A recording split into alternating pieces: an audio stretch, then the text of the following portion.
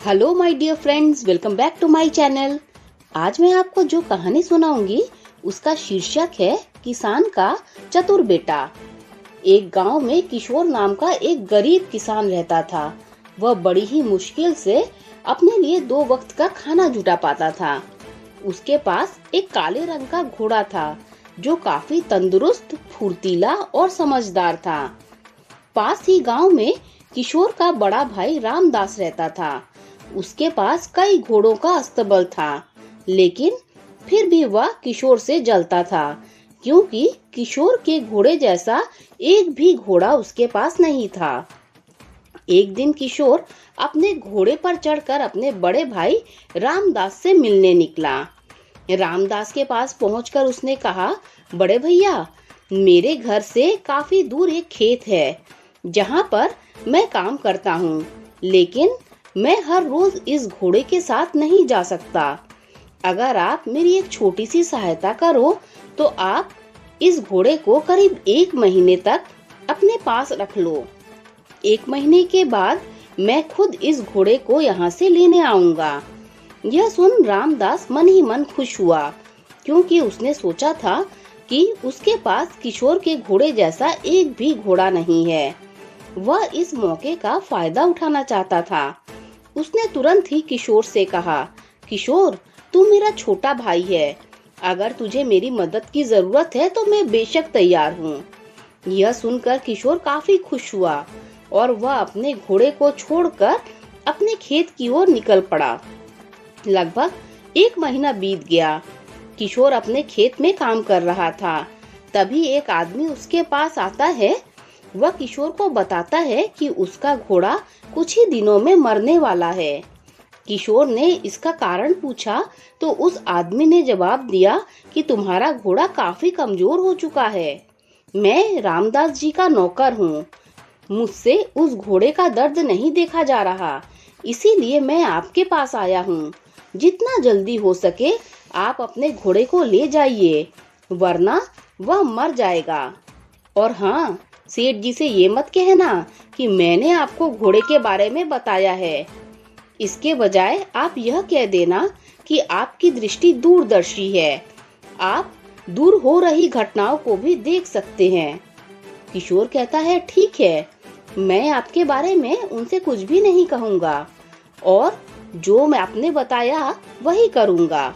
और वह तुरंत अपने बड़े भाई रामदास के पास गया। बड़े भैया, यह आपने ठीक नहीं किया। मैंने अपने घोड़े को आपके पास भरोसे से छोड़ा था और आपने उसकी यह दुर्दशा कर दी। क्या हुआ छोटे, क्या बात कर रहा है?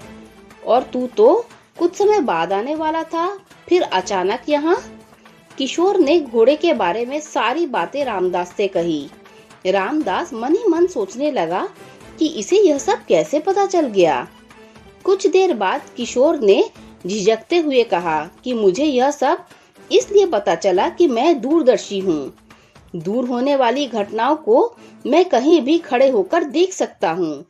यह सुनकर रामदास को थोड़ा अजीब लगता है।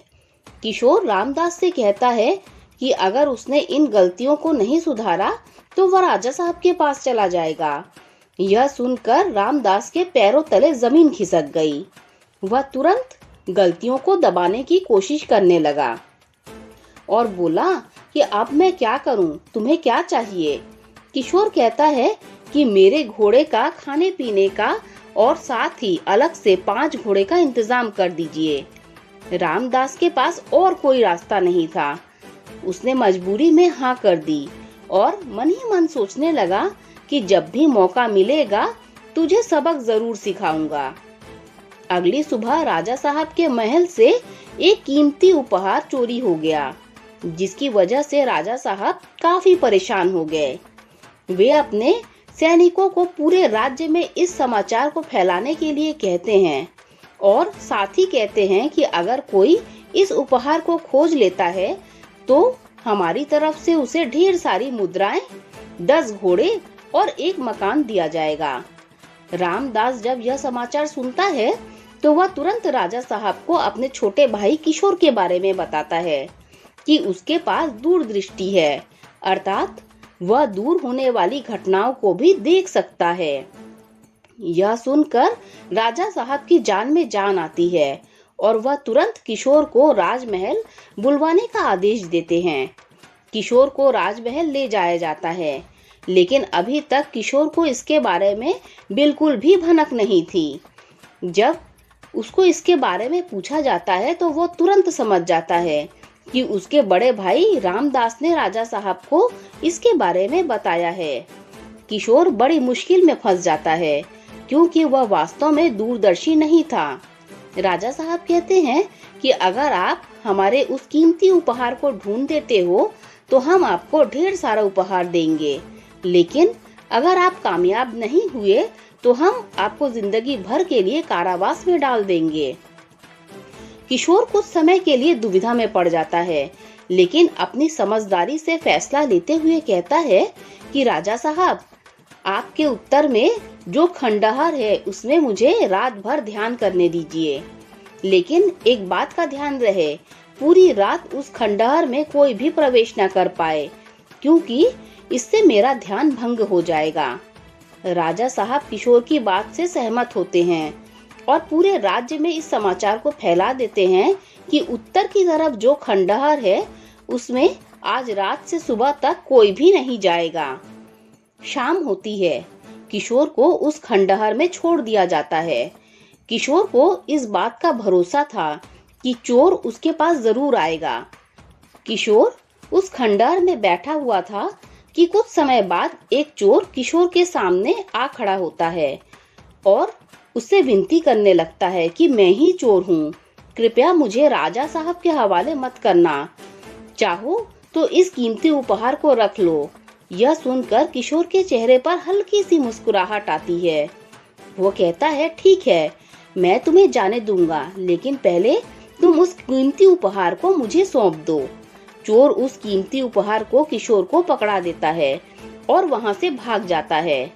सुबह होती है, किशोर को राजा साहब के सामने पेश किया जाता है। राजा साहब के सामने जाते ही किशोर उन्हें उनका कीमती उपहार भेंट कर देता है। यह देखकर राजा साहब बहुत खुश होते हैं और बदले में वह उन्हें आलीशान मकान, 10 घोड़े और ढेर सारी मुद्राएं तथा रत्न भेंट करते हैं। किशोर ने तो इन सब के बारे में सोचा भी न था, वह तो केवल इस मुसीबत से निकलना चाहता था। किशोर यह सब पाकर बहुत खुश हुआ और हंसी खुशी अपना जीवन निर्वाह करने लगा। दोस्तों, अगर आपको ये कहानी अच्छी लगी हो तो लाइक कर दीजिए, मेरे चैनल को सब्सक्राइब कर दीजिए। जब आप मेरे चैनल को सब्सक्राइब करें तो बेल का आइकन भी प्रेस कर दीजिए, जिससे मेरी आने वाली सारी कहानियाँ आप तक सबसे पहले पहुँच जाएगी। Thanks for listening.